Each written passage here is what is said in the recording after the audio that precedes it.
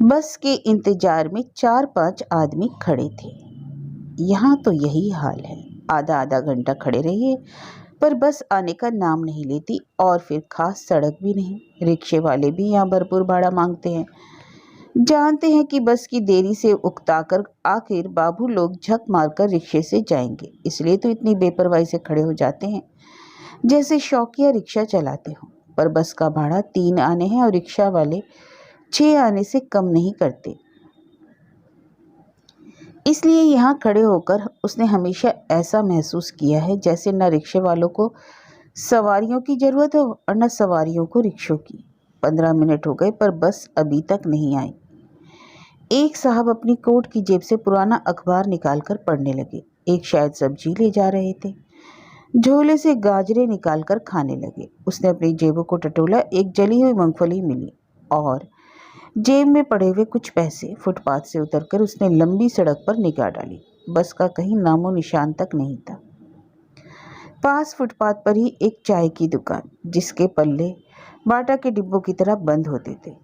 चहलकदमी करता हुआ वह वहां तक गया और लौटने लगा। तभी पीछे से आवाज सुनाई पड़ी, आइए बाबूजी, गरम चाय। उसने मुड़कर देखा। चाय वाले की आंखें मिली और पुकार में अधिक अपनापन आ गया। आइए आइए बाबूजी, आइए, अपनी ही दुकान है। चाय वाले ने आदर से मुस्कुराते हुए कहा।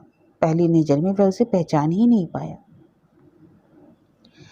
जब से तबादला होकर वह अलॉटमेंट ऑफिस में पहुंचा है, तब से वह ऐसे अनजान जानने वाले ना जाने कितने हो गए हैं। रास्ता चलते जब कोई अपरिचित सहसा ही कह बैठता, तिवारी जी नमस्ते, तो वह नेता की तरह मन ही मन खुश होता। यह सब उसके एहसान का बदला है। ना जाने कितनों को उसने अलॉटमेंट ऑर्डर वाला पर्चा दिया होगा। कितने मकान और दुकान वाले उसकी इस कृपा से एहसानमंद महसूस करते होंगे। अरे तिवारी जी, अब आपसे हम मोल भाव करेंगे। सबके लिए डालडा 2.5 रुपये सिर, पर आपके लिए 2 रुपये 6 आने। यह सुनते ही तिवारी जी को अपने दफ्तर और उसके रुतबे की याद आती। उसका मन भीतर भीतर कुछ इस तरह सोच सोचकर फूलने लगता है जैसे उसने उस पर कभी बहुत बड़ा उपकार किया हो और उसे भूल गया हो, जो इस क्षण अपना रंग लाया है। सचमुच मन गर्व से भर जाता। उसे लगता कि जैसे दुनिया उसके उपकारों के तले दबी दबी इस बात का मौका खोज रही हो कि कब और कैसे उसे चुका दे। चाय वाले की मनुहार ने तिवारी को इस क्षण फिर उसी गरिमा से भर दिया। पहचाना तो उसने नहीं, पर यह समझ जरूर लिया कि या तो इस चाय वाले की कोई अर्जी किसी दुकान के अलॉटमेंट के लिए दफ्तर में होगी, या कभी मकान का अलॉटमेंट ऑर्डर ले गया होगा। अपने होठों पर बड़ी कृपणता से भरी मुस्कुराहट बिखेरते हुए तिवारी ने अपने अजाने उपकार को सप्रयास भूलते हुए कहा, अरे नहीं जी, ठीक है, आइए आइए।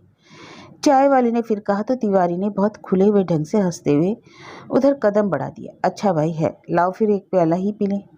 और वह काठ की पेटी पर से ऊपर दुकान पर चढ़ गया। कुर्सी पर बैठते ही अपने फटे हुए पैजामे की खोप छिपाने के लिए उसने साहबी ढंग से टांग पर टांग चढ़ा ली। बगैर बटन के कफ कोट की आस्तीन से बाहर निकल रहे थे। उन्हें कंधे से पकड़ पकड़ कर भीतर खींच लिया। एक जूते का फीता नदारद था। ध्यान आते ही उसने दोनों पैर मेज के नीचे कर लिए। साहबी अंदाज में जेब से मलगुजा रुमाल निकालकर उसने नाक साफ की। उसी से आस्तीन की कोहनी पर लगी सफेदी झाड़ी और सामने मेज पर रख ली।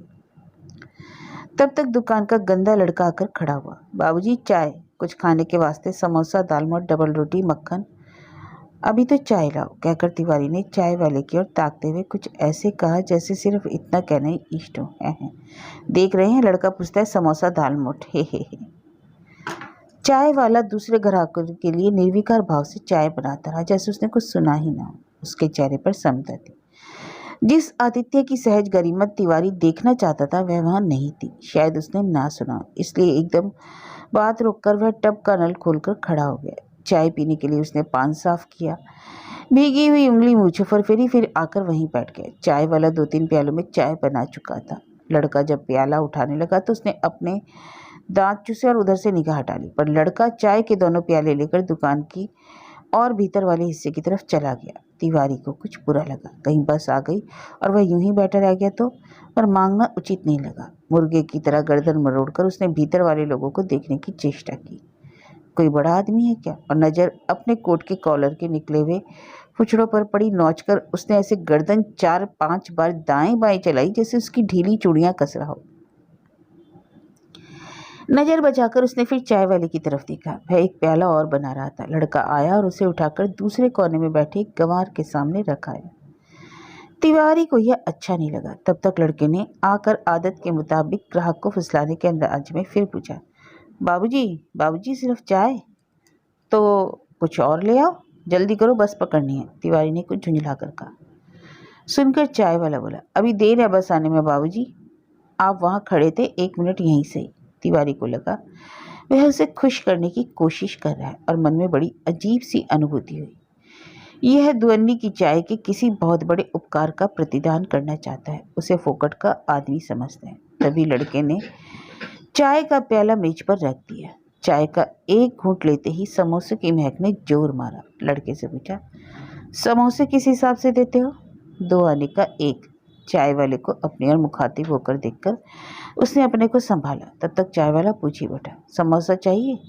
चाहिए पूछता है चाहिए। उसने अपने को एक और संभाला। यह तो बड़ा भद्दा लगेगा कि खुद मांगकर उसके 2 आने दिए जाएं और चाय फुकट में पी जाए, या फिर चाय समोसा दोनों का दाम दे।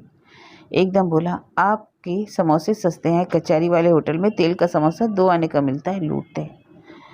बात बड़ी खूबी से घुमाई गई थी, पर चाय वाले की कृपणता उसे जची नहीं। आखिर वह उसे समझ क्या रहा है? वातावरण की शुद्धता कम करने के लिए और फोकट की चाय के एहसान से उबर निकली तिवारी ने तुक्का मारा, मकान गुजारा करने लायक है ना? शायद उसने ही मकान दिलवाया होगा इसे। यह दुकान अलॉट होने का सवाल ही नहीं उठता। मकान क्या है, अस्तबल है, दिन काट रहे हैं साहब, चाय वाले ने कहा तो तिवारी और भी हताश हो गया।